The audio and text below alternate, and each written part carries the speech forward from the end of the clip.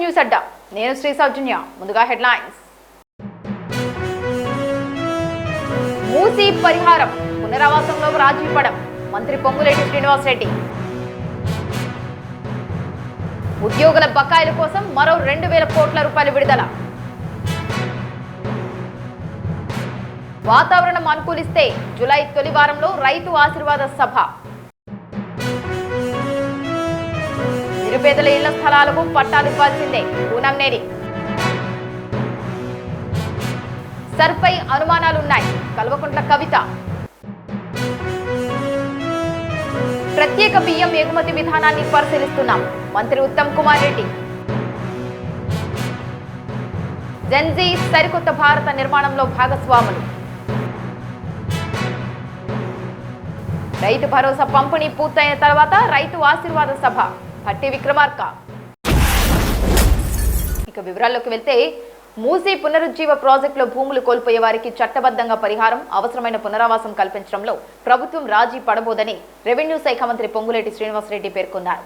ఇల్లు కోల్పోయే కుటుంబాలకు 2 పడక గదుల ఇళ్లు కేటాయించేందుకు కార్యాచరణ రూపొందించి తక్షణమే అమలు చేయాలని అధికారులను ఆదేశించారు. ప్రతిష్టాత్మకమైన ఈ ప్రాజెక్టు భూసేకరణకు సంబంధించి మానవీయ కోణంలో నిర్ణయాలు తీసుకోవాలన్నారు. మూసీ భూసేకరణ పునరావాసంపై సచివాలయంలో ఆయన సమీక్ష నిర్వహించారు. ఈ సందర్భంగా మంత్రి మాట్లాడుతూ, ముఖ్యమంత్రి రేవంత్ రెడ్డి స్పష్టం చేసినట్లు మూసీ ప్రాజెక్టు ఎవరికీ వ్యతిరేకం కాదు. ఎవరికీ అన్యాయం జరగకుండా ప్రభుత్వం ముందుకు సాగుతోంది. అభివృద్ధి కార్యక్రమాల కారణంగా ఎవరి జీవితాలు దెబ్బతినకుండా ప్రతి నిర్ణయాన్ని మానవీయ కోణంలోనే తీసుకుంటాం. హైదరాబాద్ను ప్రపంచ స్థాయి నగరంగా తీర్చిదిద్దే లక్ష్యంతో ఈ ప్రాజెక్టు చేపడుతున్నాం. పర్యాటక, ఉపాధి, ఆర్థికాభివృద్ధికి కేంద్రంగా దీన్ని మార్చాలి అన్నది ముఖ్యమంత్రి లక్ష్యం. మూసీ కాలుష్యంతో ఎన్నో దశాబ్దాలుగా ప్రజలు ఇబ్బంది పడుతున్నారు. వరదల సమయంలో పరివాహక ప్రాంతాల వారు ఎదుర్కొంటున్న కష్టాలను దృష్టిలో ఉంచుకొని ఈ ప్రాజెక్టు రూపుదిద్దుకుంది. వరద నియంత్రణ, నీటి శుద్ధి, పచ్చదనం పెంపు, రోడ్లు, పార్కులు, వినోద కేంద్రాల ఏర్పాటు ద్వారా పరివాహక ప్రాంతాలను సరికొత్త జీవన కేంద్రాలుగా మార్చే లక్ష్యంతో ప్రభుత్వం ముందుకు వెళ్తోంది అని వివరించారు. సమావేశంలో రెవెన్యూ శాఖ కార్యదర్శి డిఎస్ లోకేష్ కుమార్, స్టాంపులు రిజిస్ట్రేషన్ల శాఖ IG Rajiv Gandhi Hanumanthu, Musi river front development project MD EV Narasimha Reddy, HMDA commissioner Sarfaraz Ahmed, Hyderabad, Rangareddy, Medchal, Malkajgiri కలెక్టర్లు ప్రియాంక, నారాయణ రెడ్డి, మను చౌదరి పాల్గొన్నారు. ఉద్యోగులు, పింఛనదారుల బకాయిలు చెల్లింపుల కోసం మరో 2,000 కోట్ల రూపాయలను విడుదల చేస్తూ ఆర్థిక శాఖ సోమవారం ఉత్తర్వులు జారీ చేసింది. గత నెల 29న మొదటి విడతగా 2,000 కోట్ల రూపాయలు విడుదల చేయగా సరిగ్గా అదే తేదీన ఈ నెల కూడా ఇచ్చింది. మొత్తం 4,000 కోట్ల రూపాయల చెల్లింపు పూర్తయింది. ఉద్యోగ జేఏసీ నాయకులకు ఇచ్చిన హామీ మేరకు దీర్ఘకాలంగా పెండింగ్లో ఉన్న బకాయిల చెల్లింపు కోసం 100 రోజుల్లో 6,000 కోట్ల రూపాయలు విడుదల చేస్తామని ప్రభుత్వం ఇటీవల ప్రకటించిన విషయం తెలిసిందే. పదవీ విరమణ చేసిన ఉద్యోగుల సంక్షేమానికి ప్రభుత్వం అత్యంత ప్రాధాన్యం ఇస్తోందని ఆర్థిక శాఖ తెలిపింది. అందులో భాగంగా రిటైర్డ్ ఉద్యోగులు, జిల్లా పరిషత్ ఉపాధ్యాయులకు సంబంధించి చాలా కాలంగా పెండింగ్లో ఉన్న జనరల్ ప్రావిడెంట్ ఫండ్ బకాయిలను 100% చెల్లించింది. జీపీఎఫ్ ఖాతాలో ఎలాంటి పెండింగ్ బిల్లులు ఇక లేవని ప్రభుత్వం స్పష్టం చేసింది. విశ్రాంత ఉద్యోగులకు సంబంధించి సెప్టెంబర్ 2025 వరకు ఉన్న కమ్యూటేషన్ బకాయిలన్నింటినీ పూర్తిగా చెల్లించినట్లు వివరించింది.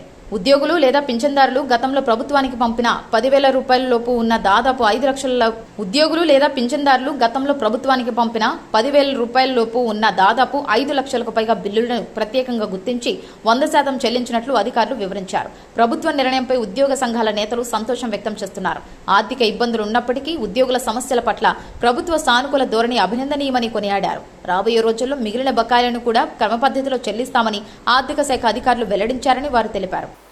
తీవ్ర వర్షాల నేపథ్యంలో ఖమ్మం జిల్లా చింతకాని మండలం మత్కేపల్లిలో నిర్వహించ తలపెట్టిన రైతు ఆశీర్వాద సభను వాయిదా వేసినట్లు ఉప ముఖ్యమంత్రి భట్టి విక్రమార్క తెలిపారు. ఆయన సభ పార్కింగ్ ప్రాంతాలను మంత్రి Tummala Nageswara Rao, collector Divakara, CP Suneeth, Wyra MLA Ramdas Naik కలిసి పరిశీలించారు. అనంతరం అక్కడ అంతకుముందు ఎర్రుపాలెం మండలం జమలాపురంలో విలేకరులతో భట్టి మాట్లాడుతూ, వారం రోజులుగా కురుస్తున్న వర్షాలకు సభా ప్రాంగణం పూర్తిగా బురదమయంగా మారింది. రైతులకు, ప్రజలకు ఎలాంటి ఇబ్బందులు కలగకూడదని సీఎం సభను వాయిదా వేశాం. రైతు భరోసా నిధుల పంపిణీ పూర్తయిన అనంతరం త్వరలో రైతు ఆశీర్వాద సభ పేరుతో ముగింపు కార్యక్రమం నిర్వహిస్తాం. వాతావరణం అనుకూలిస్తే ఇదే ప్రాంతంలో జూలై 6 నుంచి 8 తేదీల మధ్య సభను నిర్వహించేలా ప్రణాళిక రూపొందిస్తున్నాం. 10 ఏళ్లు అధికారంలో ఉండి వ్యవస్థలను నాశనం చేసి అందిన కాడికి దోచుకొని మళ్లీ వస్తామంటూ జిల్లాలో హరీష్ రావు, కేటీఆర్ తిరుగుతున్నారు. ధనిక రాష్ట్రాన్ని ధనిక రాష్ట్రాన్ని 8 లక్షల కోట్ల రూపాయల అప్పులోకి నెట్టారు. ఫోన్లు ట్యాప్ చేసి స్వేచ్ఛకు భంగం కలిగించారు. వారిద్దరిని గ్రామాల్లోకి రానివ్వద్దు అని పిలుపునిచ్చారు. మంత్రి తుమ్మల మాట్లాడుతూ రైతు భరోసా నిధులను హైదరాబాద్ శిల్పకళా వేదికలో ముఖ్యమంత్రి రేవంత్ రెడ్డి విడుదల చేయనున్నారు. రైతు భరోసా రుణమాఫీపై ప్రతిపక్ష పార్టీలు అర్థంలేని ఆరోపణలు చేస్తున్నాయని విమర్శించారు. తర్వాత బట్టి గారు రైతులకి నిధులు విడుదల చేస్తే నిధులు విడుదల అయిన తర్వాత కృతజ్ఞతాభావంగా ప్రభుత్వాన్ని ఆశీర్వదించడానికి రైతులు రావాలనేది ఇప్పుడు దేవుడు సృష్టించినటువంటి సృష్టి. దానికి తగ్గట్టుగా బట్టి గారు చెప్పినట్లుగా వెదర్ ఫోర్కాస్ట్ తీసుకొని ఈ జిల్లాలో ఈ ప్రాంతంలో వాతావరణం ఎప్పుడు అనుకూలంగా ఉంటే అప్పుడు ఈ 9 రోజుల్లో సార్ చెప్పినట్లుగా ముగింపు రోజుకి ఇంకా ముందు రోజుకి కూడా వెదర్ ఫోర్కాస్ట్ అనుకూలంగా ఉంటే వెదర్ ఫోర్కాస్ట్ అనుకూలతను బట్టి సభ నడవటం జరుగుద్ది. జిల్లా యంత్రాంగం ఎప్పుడు దాని మీద అనుక్షణం పరిశీలించుకుంటూ ఏర్పాట్లు కొనసాగిస్తూ ఈ యొక్క తడిసిన ప్రాంతాన్ని వెట్ చేసుకొని దాని ప్రకారంగా డ్రైవ్ చేసుకొని అట్లా ఇట్లా మొత్తానికి ఈ సభ ఆయన గారు అనుకున్న రీతిలో అంత విజయవంతంగా దిగ్విజయంగా ఇది రాష్ట్ర సభ అంటే రాష్ట్ర రైతాంగం 73 లక్షల మందికి నిధులు సమకూర్చేటటువంటి సభ. మీరు అన్నట్టు ఎవరెవరు క్షమాపణ చెప్పాలో ఎవరెవరు క్షమాపణ చెప్తారో ఎవరెప్పుడు చెప్పారో మీ అందరికీ తెలుసు. గత 10 సంవత్సరాల్లో వాళ్ళు చేయలేనటువంటి కార్యక్రమాలు జరుగుతున్న రీతిలో ఇందాక మీకు చెప్పాను.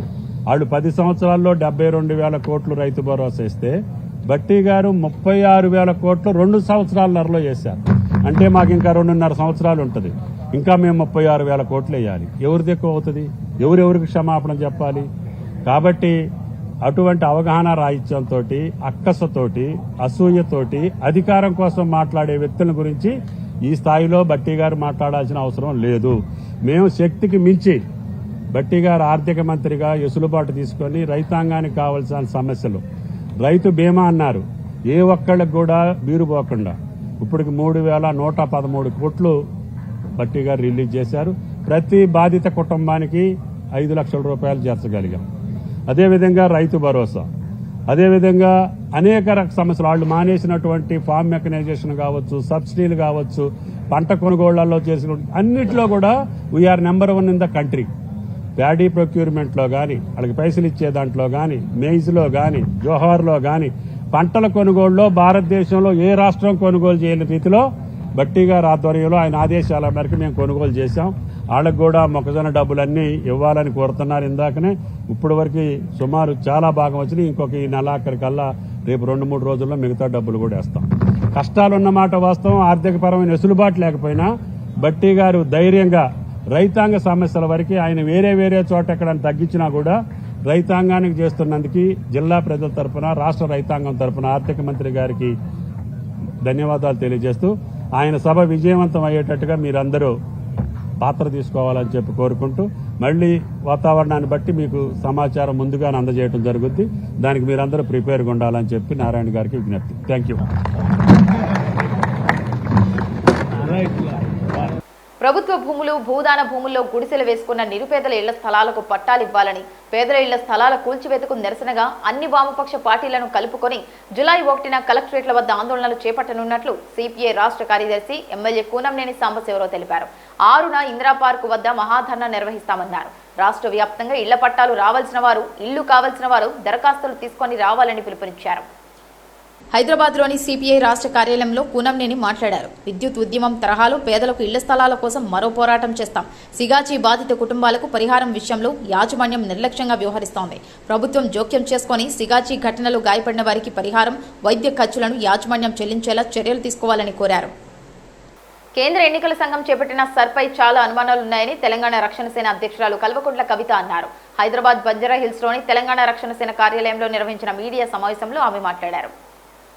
సీఎం రేవంత్ రెడ్డి నియోజకవర్గమైన కొడంగల్లో కర్ణాటకకు చెందిన నకిలీ ఓట్లున్నాయని ఆరోపిస్తూ ఆ జాబితాను మీడియా సమావేశంలో ప్రదర్శించారు. కొడంగల్లో 1,00,000 ఓట్ల వరకు మోడిఫికేషన్ జరగడం అనుమానాలకు తావిస్తోందని చెప్పారు. దేశంలో 1 నేషన్ 1 ఎలక్షన్ 1 ఓట్ విధానం ఉండాలని కవిత డిమాండ్ చేశారు. బియ్యం ఉత్పత్తి సేకరణలో తెలంగాణ ప్రస్తుతం దేశంలోనే అగ్రస్థానంలో ఉందని మంత్రి ఉత్తమ్ కుమార్ రెడ్డి అన్నారు. తెలంగాణలో 300 లక్షల టన్నుల బియ్యం ఉత్పత్తి అవుతుండగా కేవలం 36 లక్షల టన్నులే వినియోగం అవుతున్నాయని చెప్పారు. దీంతో ప్రత్యేక బియ్యం ఎగుమతి విధానాన్ని తీసుకురావాలని ప్రభుత్వం పరిశీలిస్తోందని తెలిపారు. బంజారా హిల్స్లో జరిగిన unlocking market potential, advancing fortified rice in Telangana and Andhra Pradesh work flow మంత్రి ఉత్తమ్ కుమార్ రెడ్డి ముఖ్య అతిథిగా పాల్గొని మాట్లాడారు. మనం ఉత్పత్తి చేసే బియ్యంలో 10వ వంతు మాత్రమే వినియోగిస్తున్నాం. అందువల్ల బియ్యం పరిశ్రమ అభివృద్ధికి ఎగుమతులే తదుపరి పెద్ద అవకాశంగా మారాయి. బియ్యం మిల్లర్లు జాతీయ అంతర్జాతీయ మార్కెట్లను చేరుకునేందుకు వీలుగా ప్రత్యేక బియ్యం ఎగుమతి విధానాన్ని రాష్ట్ర ప్రభుత్వం రూపొందిస్తోంది. ప్రస్తుతం ఆ విధానం తయారీ దశలో ఉంది అని పేర్కొన్నారు. ఫిలిప్పీన్స్ వంటి దేశాలకు ఇప్పటికే తెలంగాణ బియ్యం ఎగుమతి చేస్తోందని చెప్పారు. కార్యక్రమంలో బియ్యం మిల్లర్లు, ఆహార పరిశ్రమ ప్రతినిధులు, పోషకాహార నిపుణులు, విధాన రూపకర్తలు, ఆహార రంగ ప్రముఖులు పాల్గొన్నారు. జెన్జీ తరం అంటే సరికొత్త భారత నిర్మాణంలో భాగస్వాములు. మీ చుట్టూ ఉన్న ప్రజల కోసం పోరాడాలన్న లక్ష్యంతో రాజకీయాల్లోకి రండి. మీరే సొంతంగా లక్ష్యాలను నిర్ణయించుకోండి. అనుభవం పెరిగే కొద్దీ విజయాలు సాధిస్తారు. ఇందుకోసం మీరు ఎంచుకున్న మార్గం స్పష్టంగా ఉండాలి. మనకున్నది ఒకే జీవితం. ఆనందంగా, సంతోషంగా అనుభవించండి. మాదక ద్రవ్యాలకు బానిసలై జీవితాలను పాడు చేసుకోవద్దు. అమ్మ నాన్నల కంటి నీరొస్తే మనకు భవిష్యత్తు ఉండదు. అనుకోని సంఘటనల వల్ల నేను రాజకీయాల్లో వచ్చా. 26 ఏళ్లకే ఎమ్మెల్యేనయ్యా. తొలుత పరిస్థితులు గందరగోళంగా అనిపించేవి. తర్వాత రాజకీయాల్లో కొనసాగాలని గట్టిగా నిర్ణయించుకున్నా. అప్పటి నుంచి నా దృష్టికోణం మారింది. పార్టీ కోసం, ప్రజల కోసం పనిచేయడమే నా దినచర్య అయింది.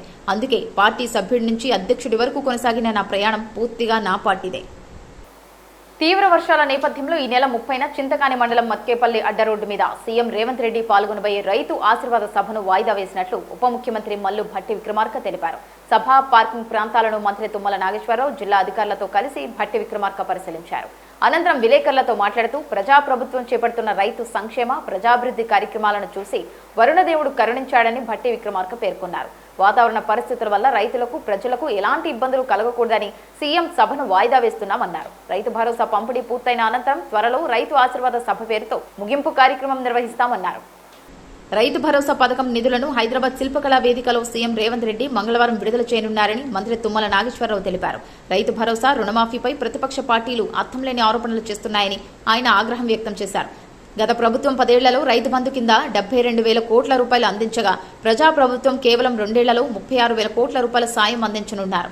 వర్షాకాలం సీజన్ ప్రారంభమవుతున్నందున రైతు భరోసా కింద రానున్న 9 రోజుల్లో 9,000 కోట్ల రూపాయలు రైతు బ్యాంకు ఖాతాల్లో జమ చేస్తామన్నారు. ఇవి ఇప్పటి వరకు నా బులెటిన్ అప్డేట్స్. మరొక బులెటిన్తో మళ్ళీ కలుసుకుందాం. అంతవరకు సెలవు. నమస్కారం.